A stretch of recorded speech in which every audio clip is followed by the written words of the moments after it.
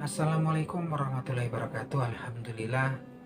Selamat malam para sedulur-sedulur yang saya cintai dan semoga dicintai oleh Allah Subhanahu wa taala.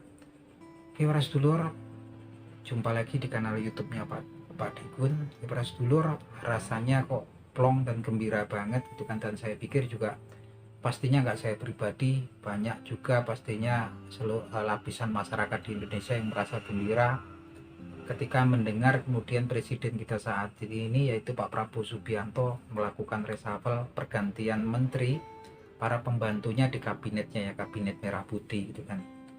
Beberapa hari yang lalu beliau mengganti Menteri Keuangan ya, dan kemudian Menko Polkam, juga Menteri Koperasi, Menteri Perlindungan Pekerja Migran, dan Menteri Pemuda dan Olahraga gitu kan. Jadi total ada 5 kementerian yang kemudian memang diganti ya, di reshuffle oleh Pak Prabowo Subianto. Teman-teman, kenapa kemudian kok banyak orang yang kemudian gembira? Saya sendiri gembira kan?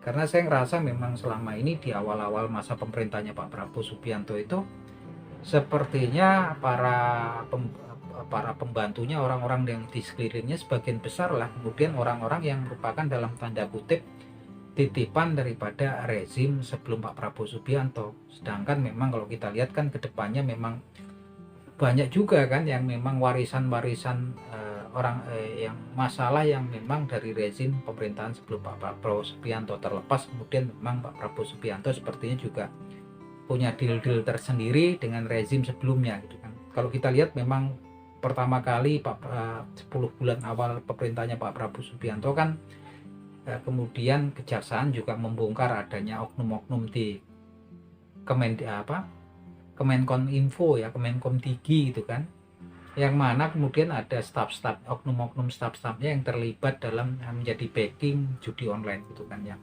kemudian memang mulai sudah masuk ke pengadilan gitu kan. Ini juga kan orang-orang dan sepertinya itu kan terjadi sebelum masa pemerintahnya Pak Prabowo Subianto gitu kan. Dan nyusul lagi kemudian ada kasus Wamen ya, yang kemudian memang jadi tersangka dalam pemerasan penerbitan sertifikat K3 kesehatan dan keselamatan kerja di Kemenaker ya teman-teman. Dan memang kemudian KPK juga melakukan operasi tangkap tangan dan menjelaskan bahwasannya juga sebetulnya praktek-praktek itu sudah terjadi sejak tahun 2019 gitu kan. Artinya memang itu terjadi sebelum masanya Pak Prabowo gitu kan. Dan kemudian kita lihat nyusul kemudian kasus daripada dugaan kasus korupsi pengadaan laptop program digitalisasi di Kemendikbud ya. Yang jadi tersangka juga mantan menteri Kemendikbud gitu kan, yang dugaannya juga merugikan negara. Kasus pengadaan laptop itu sampai besarannya sampai 1 triliun 980 miliar ya, luar biasa, hampir nyampe angka kemudian 2 triliun. Itu lagi-lagi juga dari orang-orang yang dari masa sebelum pemerintahnya Pak Prabowo Subianto. Itu kan warisan masalah semua gitu kan.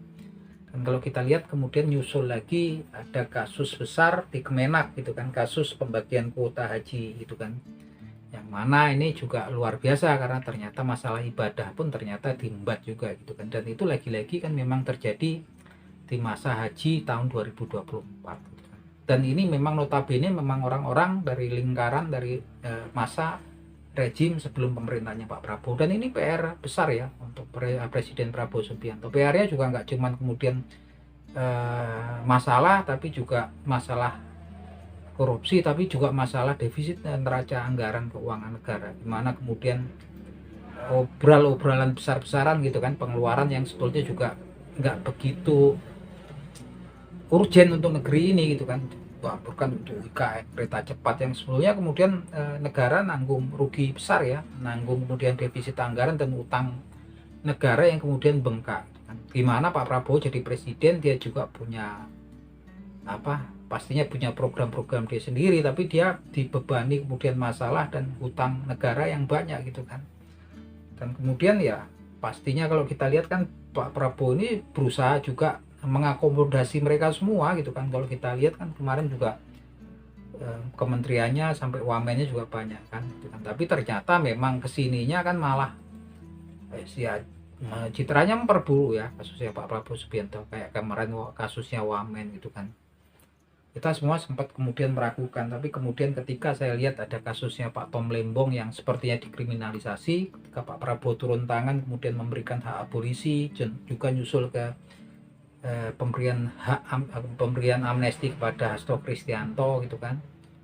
Ternyata juga Sugi Nur gitu kan, atau Gus Nur tuh juga dapat amnesti kan. Dan kita lihat juga ada terakhir Bambang Trimulyono pun mendapatkan pembebasan bersyarat ya. Artinya memang di situ sinyal-sinyal keperpihakan Pak Prabowo pada masyarakat itu udah ketara ya. Walaupun kemudian untuk melepaskan itu semua juga butuh proses. Dan kalau kemudian mulai reshuffle ini, kemudian saya yakin yang akan kemudian menggantikan ya harapannya orang-orang dekatnya yang ada circle-nya Pak Prabowo Subianto. Kalau kita lihat kayak Kemenhan kan Pak Sapri Samsudin kan memang udah kawan dekatnya Pak Prabowo ya, orang-orang yang memang betul-betul dipercaya lah loyalitasnya. Karena selama ini kan banyak isu kemudian ada dualisme, ada matahari kembar di kabinet merah putihnya Pak Prabowo. Nah, ini sangat kalau dibiarkan kan berbahaya ke sana-sana. Dan kita berharap kemudian kalau kemudian reshuffle nanti menteri-menteri ya, contohnya kayak Menko Polkam, terus kemudian Kementerian Pemuda dan Olahraga, harapannya adalah orang-orang circle-nya Pak Prabowo Subianto gitu kan. Atau ya paling enggak kan di partai Gerindra juga sudah banyak ya kader-kadernya yang berprestasi gitu kan. Ini menimbulkan kemudian rasa gembira gitu kan, harapan kita ke depannya juga semakin positif. Apalagi di eranya Pak Prabowo Subianto kan memang penegakan hukum itu udah mulai berjalan dengan baik lagi gitu kan. Dari kasus-kasus yang mulai kemudian disisir, mulai dibongkar di eranya Pak Prabowo Subianto ini.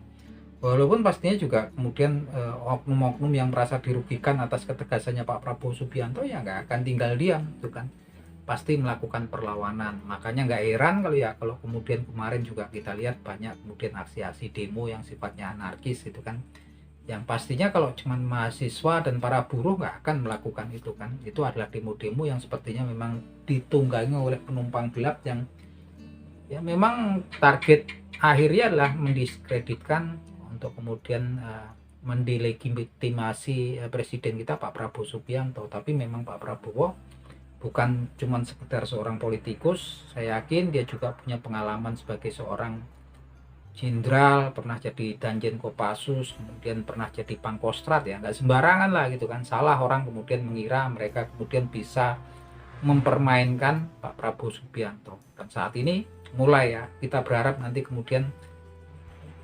posisi-posisi penting di negeri kita ini gitu kan, baik dari polisian, TNI itu memang betul-betul kemudian memang diisi oleh orang-orang yang memang circle-nya Pak Prabowo, orang-orang the right man on the right place gitu kan. Dan kita berharap banyak ya gitu kan, karena memang kemudian kalau dari mulai kasusnya Tom Lembong, kemudian itu sinyal daripada keberpihakan Pak Prabowo Subianto di suara rakyat.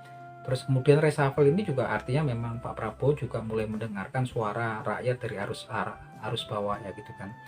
Ujung-ujungnya memang harus kemudian mulai dibongkar lah kasus korupsi besar gitu kan. Baik ada di Kemendikbud, di Kemenak gitu kan. Ini kan memang baru dibuktikan kan kemudian relasi kuasa ke bawah gitu kan. Kayak di Kemendikbud itu kan baru relasi ke bawah, kayak kemudian kepala dinas, kepala sekolah gitu kan. Yang mungkin kita yang paling penting adalah relasi ke atas ya, itu seperti apa. Dan ini memang tantangan buat masa pemerintahnya Pak Prabowo Subianto ya teman-teman. Barometernya adalah kemudian di Kemenak dan Kemendikbud ini. Tapi kita yakin apalagi nanti ketika kemudian penegakan hukum jalan, dan pastinya Pak Prabowo juga akan desak DPR terkait dengan undang-undang perampasan aset ya, yang lagi-lagi nggak kalah penting, itu harusnya satu paket ya, dari penegakan hukum dan kemudian kemudian efek jerah. Hukum ditegakkan nggak ada efek jerah juga percuma. Teman-teman sering lihat kan kemudian orang-orang yang udah terkena korupsi masih pakai pakaian oren dirantai, masih acungkan jempol, ngepalkan tangan gitu kan, yang seharusnya nggak mereka lakukan gitu kan. Artinya di situ nggak ada rasa takut lagi gitu kan kalau cuma hukuman.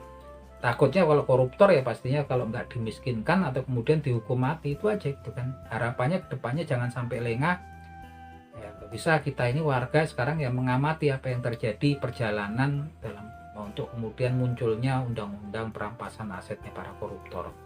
Jangan sampai esensinya kemarin sampai kemudian ada korban baik dari rakyat ataupun aparat, esensinya justru malah hilang ya teman-teman.